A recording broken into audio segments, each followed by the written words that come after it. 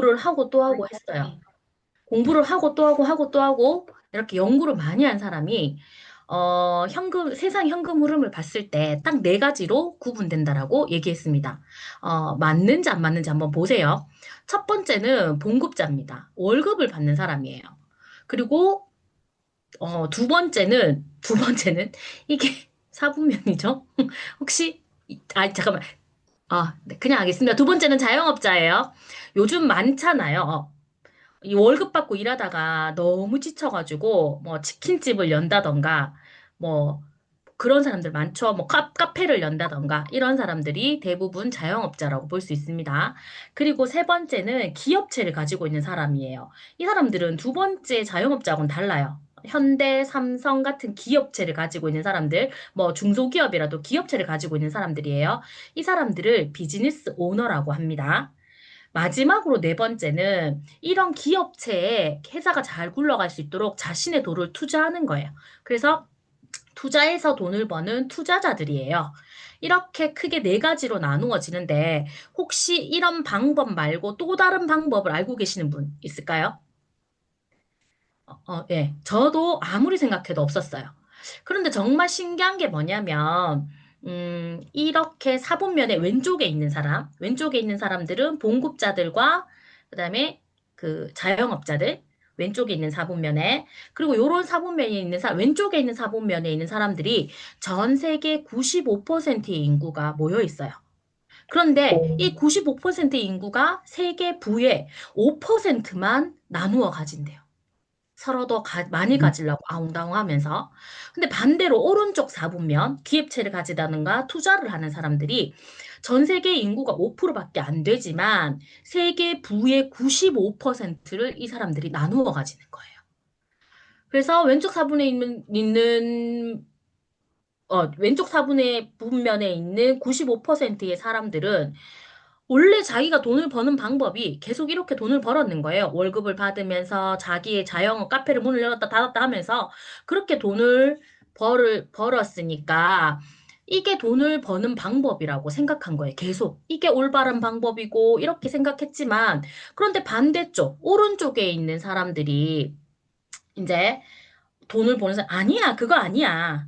너희도 충분히 왼쪽에서 오른쪽으로 옮길 수 있어. 라고 했는 사람들이 로버트 기요사키라는 사람이 부자 아빠, 가난한 아빠에서 나타내고 있는 책에서 그 말을 소개하고 있어요. 그 이야기를.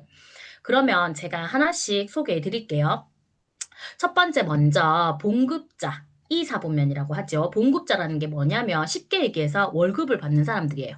예를 들어서 요즘 알바를 하면 한 시간에 시급 10,000원씩 주잖아요. 그리고 정규직이든 계약직이든 일한 만큼 돈을 벌어가요. 월급이나 봉급이나 뭐 주급의 형태로 벌어갑니다.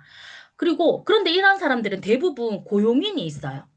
뭐 카페에 알바를 해도 고용인이 있고, 뭐 어디에 취직을 해서 일을 해도 고용인이 있습니다. 그래서 이 고용되어 있는 사람들은 그 고용된 그 위치에서 일을 하고 돈을 받아가는 거예요. 그래서 이거를 잘 생각해 보면 이렇게 일하는 사람들은 고용인을 위해서 일을 하는 사람이라고 할 수 있어요. 고용인을 위해서. 내가 열심히 일했는데, 내가 삼성전자에서 열심히 월급 받고 500만 원씩 받고 일을 했는데, 누가 돈을 벌어가냐면, 나는 내가 일한 것의 수당이지만 돈을 벌어가는 사람은 삼성전자 이재용 부회장이에요. 그죠? 그러니까. 그런 일한 사람들은 일한 만큼 돈을 버니까 돈이 시간이 되는 거예요. 그리고 두 번째는 뭐냐면 자영업자들이에요. 자영업자들은 예를 들면 이렇게 생각하시면 됩니다. 우리가 지금 여기 앉아 있는 카페 사장님 있죠? 자영업자입니다. 그리고 월급 받는 거 아니니까 뭐 카페에도 사장님 있고 그다음에 어제 저는 치킨 정말 좋아해요. 어젯밤에도 아이들과 치킨을 시켜 먹었어요. 좀 이런 치킨집 사장님 그리고 가외를 하는 선생님처럼 시간당 페이를 많이 받고 선생님처럼 가외하는 사람들, 이런 사람들도 다 자영업자라고 할 수 있어요. 왜냐하면 이 사람들은 자기가 문을 열고 싶을 때 문을 열고, 일한 만큼 일을 하고, 그다음에 일한 만큼 돈을 받는 거죠. 선생님도 마찬가지로 내가 시간당 페이를 더 많이 책정하면 더 많이 받을 수 있고, 뭐, 더 많이 수업을 하면 또 더 많이 벌을 수 있고, 난 좀 쉬겠어. 그럼 넌 이번 달은 좀 쉬겠어. 줄여서 할 수도 있고. 이렇게 해서 내가 내 시간을 조정해서 일할 수 있는 사람들을 대부분 자영업자라고 합니다. 그럼 이 사람들은 누구를 위해서 일할까요? 고용한 사장님을 위해서 일하는 게 아니라 이 사람들은 대부분 자기 자신을 위해서 일을 하는 사람들이에요. 그러니까 자기 자신을 활용하는 거예요.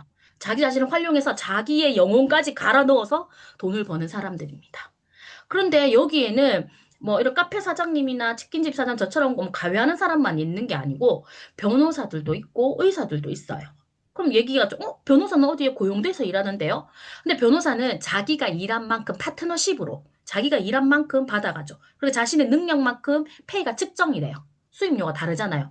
그런 것도 자영업자라고 할 수 있어요. 그리고 뭐 열심히 일하는 사람들은 또 중요한 게 뭐냐면 이분들은 자신의 음, 영업 비밀, 저 같으면 수업을 어떻게 빡세게 땡기느냐, 뭐 이런 거를 절대 가르쳐 주지 않아요.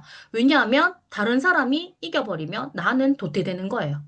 그러니까 절대 자기 영업 비밀을 공유하거나 이렇게 하진 않습니다. 그리고 세 번째는 기업체라고 하는데 여기는 세 가지가 있어요. 첫 번째가 뭐냐면 현대, 삼성 같은 대기업, 뭐 중소기업 이런 것들이 들어갈 수 있습니다. 요 비사분면에는 들어갈 수 있어요. 이 기업체라고 하는 거는 본인이 자영업처럼 일하는 건 아니에요. 공장을 차렸는데 자기가 물건 기계 막 돌려가지고 물건 납품하고 막 이런 사람들은 아닙니다. 그건 그냥 자영업자예요. 그런데 본인이 일하지 않아도 여기에 봉급자들이나 이런 사람들을 고용하고 협력체를 고용해서 그러니까 이 S사분면이죠. 고용해서 자기가 일을 하지 않아도 돈을 벌 수 있는 사람. 이런 사람들을 기업체라고 합니다. 그리고 두 번째는 프랜차이즈를 구입하는 거예요.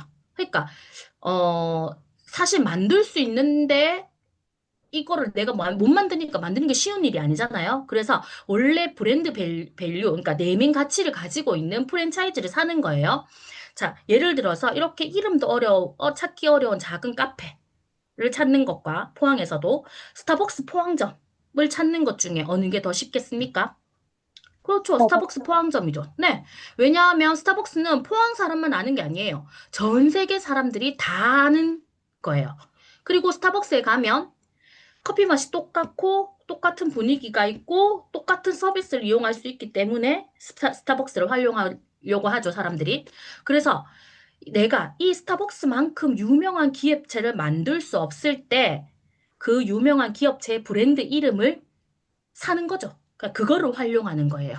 비용이 조금 들긴 합니다. 스타벅스 같은 경우에는 보통 한 10억 정도라고 하니까 10억에서 30억 정도라고 하니까 내가 요걸 가지고 기업체를 못 만드는데 그냥 프랜차이즈를 사서 내가 그 밸류를 네이밍 밸류를 활용해서 돈을 버는 거예요. 그러니까 그런 방법이 있습니다. 그런데 이거는 내가 10억에서 20억 뭐 이렇게 큰 돈이 없어. 뭐한 5억 정도로 하고 싶어.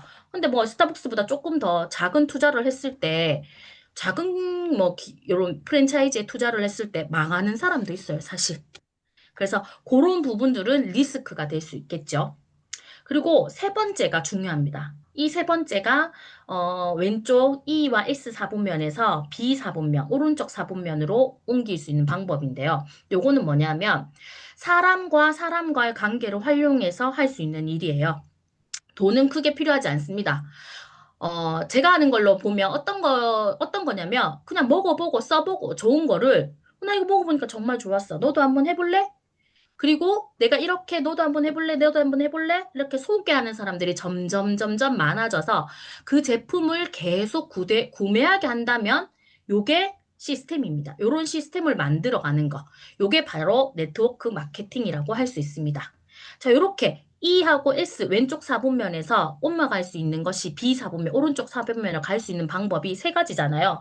자, 그러면 누구나 E하고 S 사면 왼쪽 사분면에서 오른쪽 사분면으로 가고 싶어 합니다. 자, 그러면 생각 한번 해봅시다. 내가 첫 번째 방법, 기업체로 갈 수 있다. 그럼 불가능하죠. 여기 있지 않죠? 두 번째, 나는 스타벅스를 프랜차이즈를 살 만큼 돈이 있다. 여기 와 없어요. 있지 않죠? 그렇죠. 우리가 할 수 있는 방법은 세 번째 방법입니다. 사람과의 관계를 활용해서, 어, 오른쪽 사분면으로 옮겨갈 수 있는 거예요. 그러니까 놀랍게도 이렇게 많은 부자들이, 뭐 예를 들면 워렌 버핏이라든가 뭐 빌 게이츠들이 똑같이 말을 하고 있어요.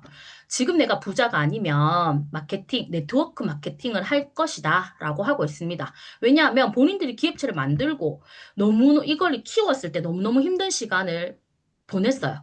그리고 리스크도 컸습니다. 그러니까, 근데 요거를 가만히 생각해보니까, 요런 시스템을 가만히 생각해 봤을 때, 리스크가 가장 적게 할 수 있는 것이 네트워크 마케팅이기 때문이라고 볼 수 있죠. 자, 그러면 이건 다 뭐 이런 것만 있느냐? 근데 봉급자는 보면 이 사분면에서 좋은 점도 있죠. 왜냐하면 내가 여기서 일을 하고 집에 가면 잊어버리잖아요. 그리고 또 다음 달에 또 일을 하면 또 월급을 꼬박꼬박 나한테 뭐 240만 원, 500만 원, 600만 원 주니까 출근만 하면 내가 받는 거를 받을 수 있어요. 그렇지만 요거는 좀, 요거는 리스크가 적고 안정적인 장점은 있습니다. 그런데 요거는, 내가 일을 하지 않으면 내가 어디 아파요. 그러면 월급이 안 들어옵니다. 그럼 다시 불안정한 생활로 가겠죠. 그래서 요런 단점도 있습니다. 그러면 지금 선생님이 한 46살쯤 됐는데 일할 수 있는 날이 한 20년 있다. 매달 500만 원씩 600만 원씩 벌 수 있겠지만 노후 준비는 있나요? 안 되어 있으면 뭔가 준비를 해야 되진 않을까요? 그럼 자영업자들은요? 자기 자신을 위해서 일하는 거잖아요. 뭐 한 달에 선생님도 가요를 하시니까 한 달에 한 500, 600 많이 벌 때는 그렇게 벌 수 있죠.